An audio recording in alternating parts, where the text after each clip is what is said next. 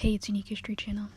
Today we're going to be doing a reading from Ukrainian Nationalism by Matthew Raphael Johnson, and we'll be reading Chapter 1, Introduction, Ukraine and the Nation.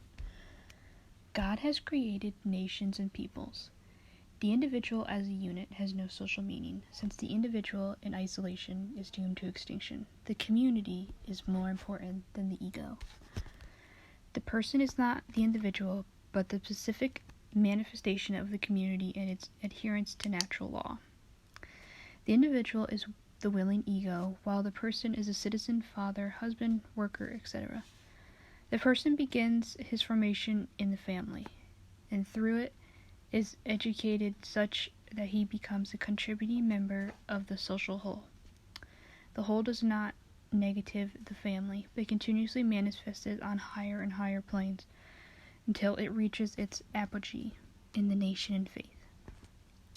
The nation is the highest form of community because it is unified by single language and single faith. The Orthodox Church explicitly enshrines the nation within its essential life in the independence of national churches. The form of logos are manifest in a very powerful way in a national life. Its symbols, its language. Language is not merely words and syntax, but the entire social constitution of a people mediated by history. Any socially significant action assumes and implies the nation, since these laws, spoken and unspoken, are present constantly. To ignore these is to be an idiot in the literal sense of the isolated best, or alternatively an exile. The national family is a genetic unit in a limited way, but more so a cultural, religious, and symbolic unity. The symbol in English has not only lost all meaning, but has taken a denotation completely out of variance with its true meaning.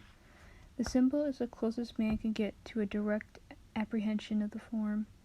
It is a present of logos in the created world. The trizub symbol is a manifestation of the Ukrainian archetype. It is both the cross and the Trinity in a single symbol, and can be found on the most standards, etchings, and carvings and coins of the medieval Rus. The trizub is a weapon, as the Trinity and cross are synthesized as the master symbol of a people. It is often seen as the spear of the nation. The colors blue and gold were often found in ancient Slavic art forms in the region, and seem to have a regional foundation. Gold is associated with Galatia, while blue is the color of Kiev. On ancient military banners, the blue and gold were also meaning of heaven and earth, while red was the banner used specifically in combat. The Ukrainian folk art, the trizub, can also be associated with the tree, the world tree of pre-Christian peoples. In Ukraine, the oak is as common and elsewhere as is the vertical power, the unity of natural law in our daily lives in spirit and matter. The symbol of power and life, but it's tempered by a lily, the feminine, the delicate, temperamental, moist earth. In the words of G.Z. Shemitovich and V.V. Stravsky, among many others, Ukraine absorbs the negative energy of empire and redistributes it to suffering people everywhere. This archetype comes from the seed of Noah, as Japan founded the first communities of Crimeans, Scythians, and Samaritans. Sacred tradition in the Middle East, North Africa, and Europe, among other places, depict Cain under vicious descriptions as being removed from the state of innocence, creating logic, civilization, technology. This was founded on the first human settlements when nomadic life became interesting. Rus comes from Hebrew Rush, in which turn the Sumerian Ris, or those who have fair hair, are connected to the land. In Indo-European languages, Rus and its derivatives are those connected to the land, that is, settled agricultural in the small community. The Etruscans call themselves Roshan, likely deriving from the Sanskrit Ros, or bright beauty, and in Slavonic the same word as red. Yuri Lipa is one of the most primary geological theorists on Ukraine in the 20th century. His philosophy of history is based on the primordial connection of ancient Ukraine to the sons of Japheth, ancient Trypillian culture and its connection with the Greek colonies on the Black Sea coast. This, along with the traditional ideals of sacred society, history, create a generally coherent picture of Ukraine's origins. The antediluvian state reached its own demonic core in Cain's work in Atlantis, which from Aztec, Atlantic, and Aztlan are derived. Japheth, like the term Rus, refers to purity, to the color white, and to the beauty, and it was he who challenged the Babylonian civilization of Atlantis under its various guises. The connection between Ros and Rush and Japheth are too close to be ignored, according to Jopas. Japheth, the son of Noah, had 7 sons. They inhabited so that the beginning at the mountains Tartus and Amos. They proceeded along Asia as far as the tiny Don and along Europe to the Cadiz, settling themselves on the lands in which they light upon, which none had inhabited before. They called the nations by their own names. The river Don, of course, is one of the main arteries of Ukraine. This understanding of sacred history is common in the Petrus writings, as both the Old and the New Testament make clear. The nation is the cultural community, and their constitution is its original sense. Bears no relations to states or governments. The Chinese characters for Ukraine come from 3 words: Wu, or black crow, which is an ancient Eastern reference to the apolitic logic and aesthetic struggle; Qi, which is the verb to overcome; and Yan, the orchard, the Chinese symbol for virtue and wisdom.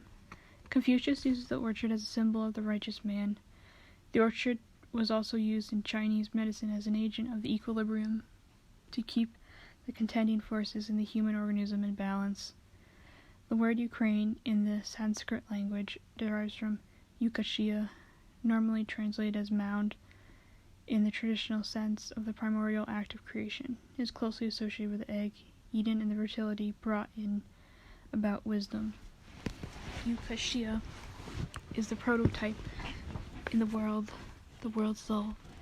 This fertility is found in the rivers that unify Ukraine on a north-south axis in the famed Black Earth that made this nation a target for invaders. The north-south motion, in the traditional understanding, is the link between heaven and earth, the upper and lower, spiritual and matter. The Trypillian culture of the Aryans on the Dnieper is what the Proto-Ukrainian peoples. These were the men of the earth in the 3rd millennium BC, and they were the most warrior and plowmen, with the yoke as their most prominent symbol. The term Trypillian refers to the idea of the 3 fields, presumably part of the rotation processes, and again connecting it to agrarian life. The heavy Greek colonization of the northern Black Sea coast led to their adoption of the Trypillian alphabet.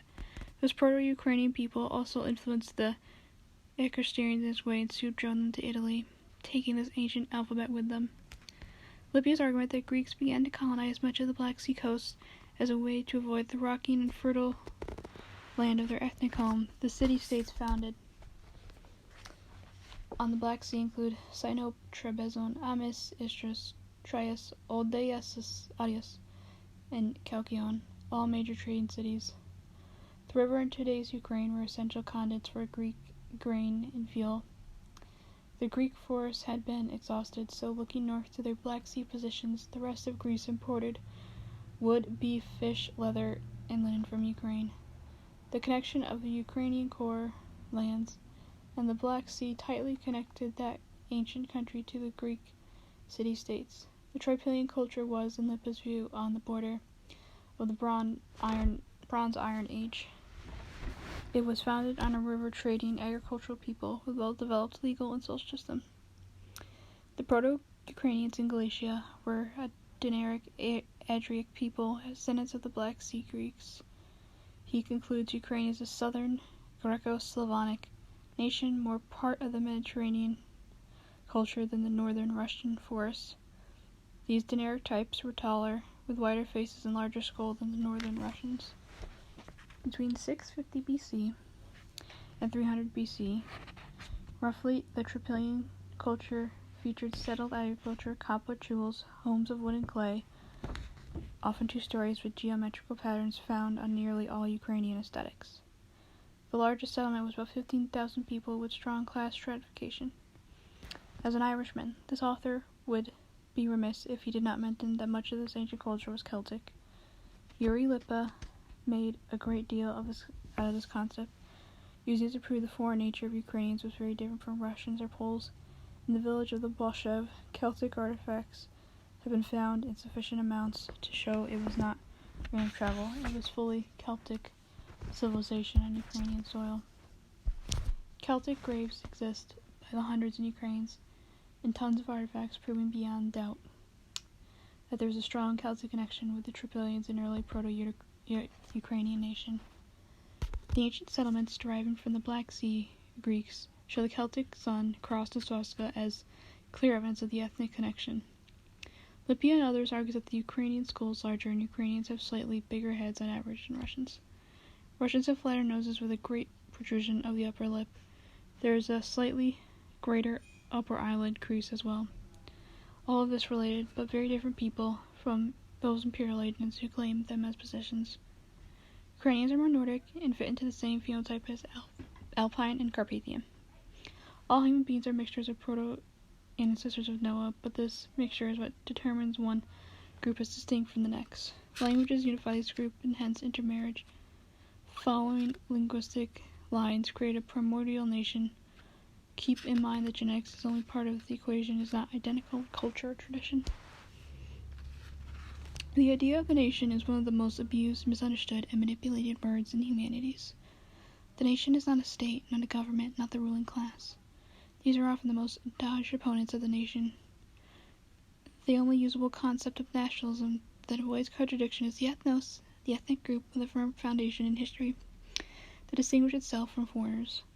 As hundreds of mutually exclusive definitions of the nation have littered the literature in this field, this author has to be very specific about the use of nationalism and nation. Nationalism and nation. Nationalism does not imply the connection of ethnic superiority. It implies a simple concept in order to be rational and legitimate. Law, people come from below. It must come from the people. The people are an abstraction. They are historically consistent by language and tradition, and this in turn derives their topography, historical experiences such as colonialism, genocide, and other traumatic events. This author has defined the concept of nationalism in dozens of articles and books before, but in general terms he has called the development of ethnic traditions as structures of survival, that is, the mechanisms that people had developed to cope with different situations such as war or famine. The Commune in Russia, armed resistance in Ireland, Cossacks in Ukraine, all derive from trauma and struggle, and these have been ways where the tradition has been preserved under the worst possible circumstances. Thus the nation is the group of people who are united in a common language. However, language is the same as the Constitution. It forms thought and action that have come into existence as a result of trauma. These methods are of survival and the building of solidarity. A language is all form of communications which becomes a synonym for social life, which implies communication. In this case, the definition is broad enough to make useful to different contexts while being specific enough to express a special social object. It is cultural, not formal. It is organic, never mechanical thing. The problem is that so many in the West are alienated, fragmented, with no ethnic group, nation, or faith at all. They look down on cultures and refer to them as acting from cultural norms. This implies that the speaker has no culture at all, since he has a neutral ethical position from which he can observe them all. In more practical terms, this neutrality is alienation. They belong to nothing, hence are ruled by self-interest and manipulation. These are the last people that should be analyzing nations, since they have not the foggiest clue to what is to belong to something. The most ridiculous historical claim that is currently the official line in American academia is that the nation did not exist until the French Revolution. The levels of absurdity to this slogan could not fit into so many volumes. How the French Revolution, rationalists, individualists, and bourgeoisie could have ever had anything in common with the cultural and spiritual unity of a people remains a mystery that can only be exchanged by a good paycheck and tenure. There is nothing new, since a Jewish communist, E.J. Hobsbawm, is considered an expert on nationalism. Even more than that, he is the author of this official view and is treated with irrational awe. His definition of nationalism is odd. It is primarily a principle which holds the political and national unit should be congruent. This definition is self-serving, since it permits him to hold that states use ethnic arguments to make this case.